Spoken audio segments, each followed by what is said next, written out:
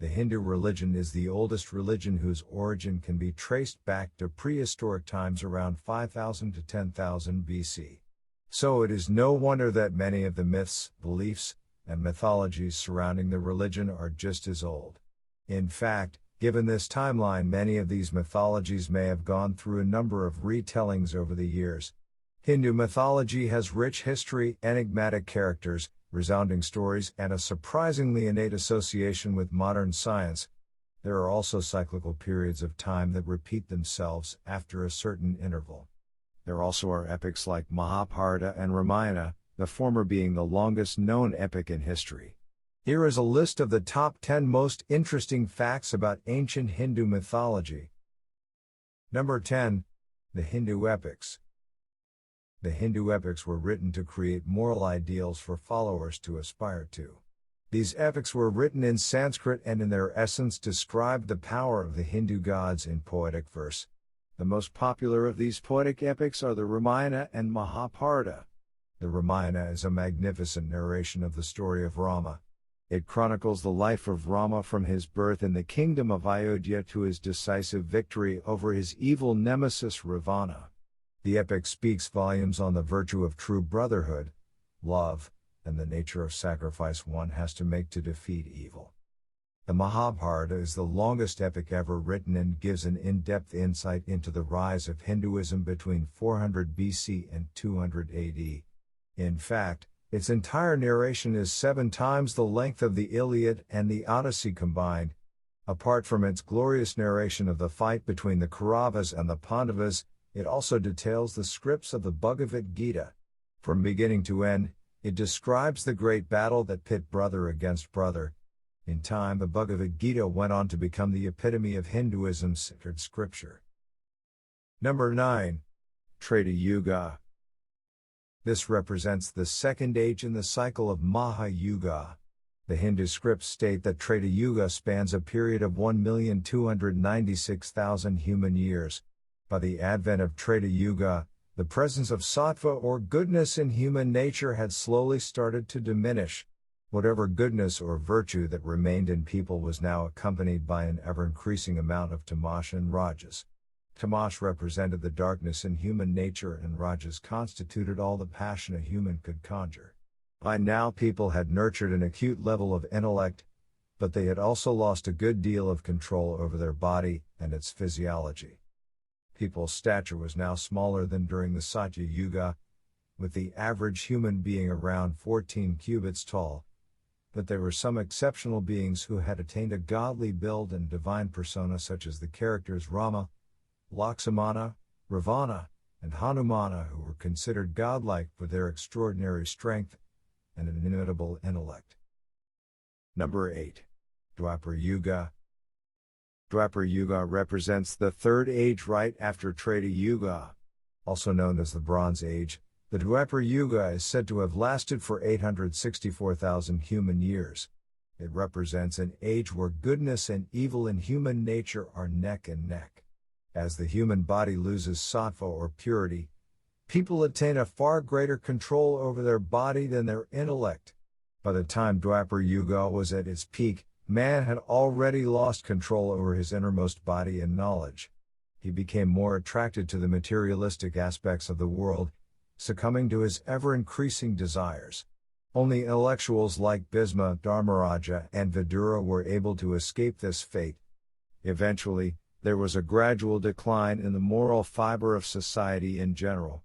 People with enormous physicality became increasingly offensive in their thirst for desire and power. The average human lifespan had also come down to 1,000 years. Number 7. Kali Yuga. The last age in the ever-repeating cycle of Maha Yuga is the Kali Yuga. It is also the shortest, lasting for 432,000 human years. The current time period falls under Kali Yuga, and it is also referred to as the Iron Age. The Kali Yuga represents hypocrisy and instability like never before. Human nature is significantly corrupted by the temptations of sin and only a little conscience remains. The human body is at its lowest in terms of physicality and intellect. An average man is only 3.5 cubits tall and lives for around 100 to 120 years. Citing the ancient Hindu scripts, it is estimated that around 5,000 years of Kali Yuga have already passed by. It is also predicted that when Kali Yuga reaches its dying years, the lifespan of man will be no more than 20 years. This age has been highlighted by man's unprecedented longing for materialism. In a stark contrast to previous ages, human lives have been corrupted by ignorance and the connection to one's inner self has been lost. Number 6. The curses. Curses have a long and intriguing history in many different mythologies. The Hindu gods rarely cursed, for they wielded power mighty enough to inflict whatever suffering they wished upon others. But still, there have been many instances of unique curses within Hindu mythology that are worth mentioning. In the epic Mahabharata, the Pandavas were hit by immense sorrow on realizing Karna was their half-brother all along. They had just killed him in battle. An enraged Yudhishthira could not believe their mother Kunti would keep such personal information from them, so he made a curse that no woman from then on should be able to keep a secret from others. Then there is the curse on the character Pandu that if he ever approached a woman with feelings of desire, he would die on the spot. However, probably the most notable curse of all is when Gandhari cursed Lord Krishna in the aftermath of the Mahabharata. After defeating the Kauravas and killing all 100 sons of Gandhari, Krishna went to console a distraught mother. On seeing Krishna, Gandhari cursed that no one in Krishna's bloodline would live to see future generations.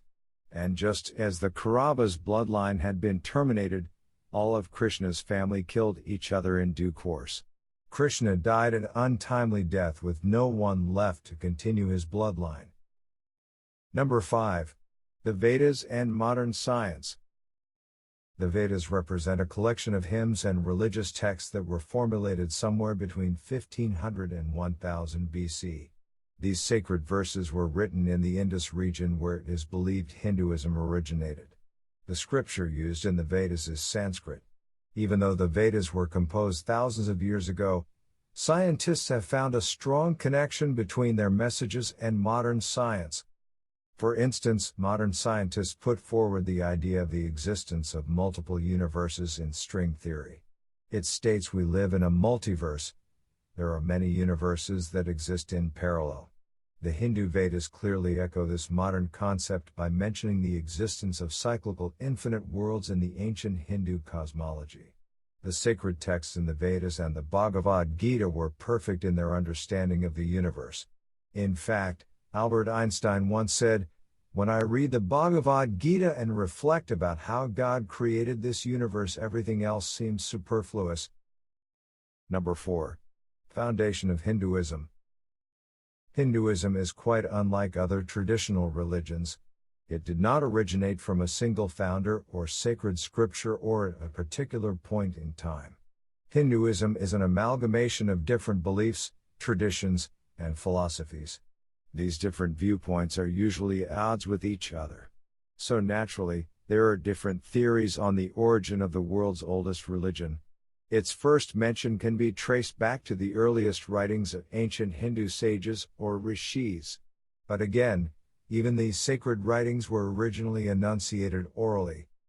The earliest traces of practices that resembled Hindu traditions can be traced back to ancient India around 5500 BC.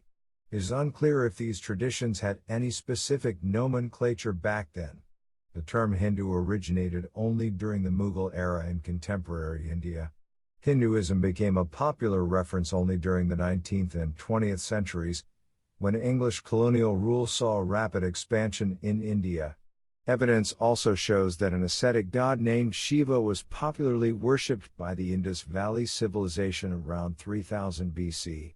The greatest of all epics, the Mahabharata, was written somewhere between 400 BC and 200 AD, and it gave an immense insight into Hindu mythology in the form of the Bhagavad Gita along with other historically important texts. Number 3. Satya Yuga. Hindu mythology clearly states that all living beings pass through a continuous cycle of creation and destruction, the Maha Yuga. This cycle repeats itself over 4 different epochs or yugas. The first of these yugas is the Satya Yuga, which spans a period of 1,728,000 years. The Satya Yuga is said to be the golden age of truth and enlightenment. In this age, people attained an ideal state of mind and their actions were always reasoned and virtuous. The sacred texts further state that there was a surplus flow of ideas and thoughts between people. Everyone led an honest life and adhered to the truth. Everyone had acquired the answer to the ultimate question, the origin of everything. And since there was virtually nothing to conceal, even the tiniest thread of thought was accessible to everyone without verbal communication. Human physiology also significantly differed from the one that we exhibit today. People used to be around 31.5 feet tall. They also had a lifespan that stretched over hundreds of thousands of years. Number 2. Gods and goddesses. Hinduism follows a polytheistic tradition. Hindus worship multiple deities, and these gods and goddesses usually belong to a certain pantheon of divinities. In fact, citing certain lines in the sacred Hindu scripts, many believe that there are around 330 million gods in Hindu mythology. Each of these gods and goddesses symbolize a certain aspect of life. For example, the goddess Saraswati is the source of all knowledge and wisdom, and the god Brahma is the creator of reality as we know it. In fact, the divine trinity of Brahma, Vishnu, and Shiva is seen as a basis for the whole of Hindu mythology. However, the Vedas clearly state there are only 33 major deities.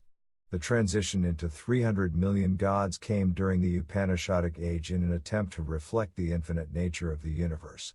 Despite such large numbers of gods and goddesses, Hindus are primarily devoted to a single god. All the other gods are taken as different avatars, facets, of their primary deity. In terms of age, all the primary divinities are as old as time and creation itself. Number 1. Theory of creation. Hindu mythology provides several accounts of how exactly the creation of the universe took place. The answers themselves go into varying degrees of complexity since there have been different approaches at different times. Perhaps the most popular approach states that the highest deities were oblivious to their own presence before the existence of time itself. Before creation, there was no time, no heaven or earth, or space in between. There was only the dark ocean that washed into the shores of nothingness. In another depiction, it all started with the enunciation of a sacred sound, Om.